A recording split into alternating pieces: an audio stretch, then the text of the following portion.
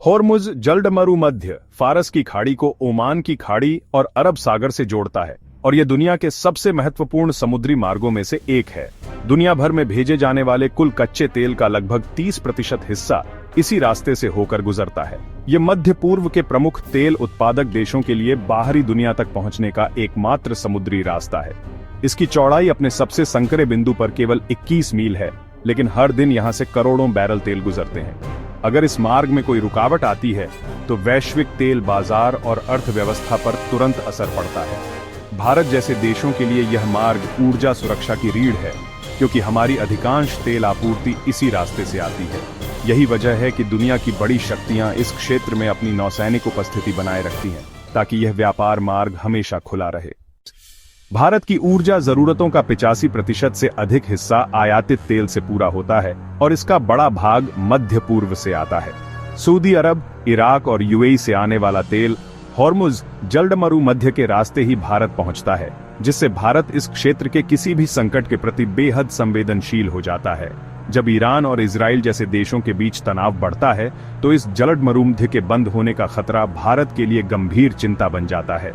अगर आपूर्ति बाधित होती है तो भारत में तेल की कमी, रिफाइनरियों पर असर और महंगाई जैसी समस्याएं तुरंत सामने आ सकती हैं। तेल की कीमतें बढ़ने से आम आदमी की जेब पर सीधा असर पड़ता है और सरकार के वित्तीय घाटे में इजाफा हो सकता है।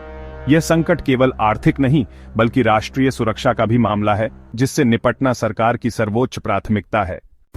भारत ने तेल आयात के स्रोतों में विविधता लाने के लिए अमेरिका, रूस, ब्राजील और अफ्रीकी देशों से भी तेल खरीदना शुरू किया है। सऊदी अरब और यूएई जैसी जगहों से वैकल्पिक पाइपलाइन मार्गों की संभावनाएं तलाशी जा रही हैं, ताकि होर्मुज पर निर्भरता कम हो। भारत ने रणनीतिक पेट्रोलियम भंडार बनाए हैं, जो आपात स्थिति में लगभग 9 से 10 दिनों की तेल जरूरतें पूरी कर सकते हैं। तेल कंपनियों के पास भी वाणिज्यिक भंडार है, जिससे कुल मिलाकर लगभग 75 दिनों का सुरक्षा कवच तैयार होता है।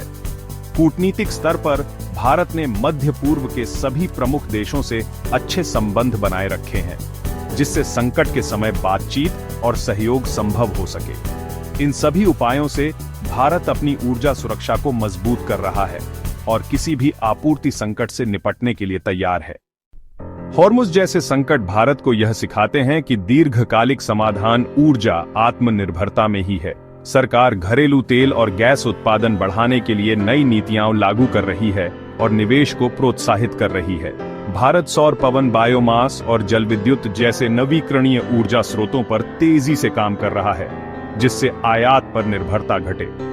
ग्रीन हाइड्रोजन और इलेक्ट्रिक वाहनों को बढ़ावा देने के लिए भी कई योजनाएं चलाई जा रही हैं, जिससे भविष्य में तेल की जरूरत कम होगी। इन पहलों से न केवल ऊर्जा सुरक्षा मजबूत होगी, बल्कि वायु प्रदूषण और जलवायु परिवर्तन से भी निपटा जा सकेगा।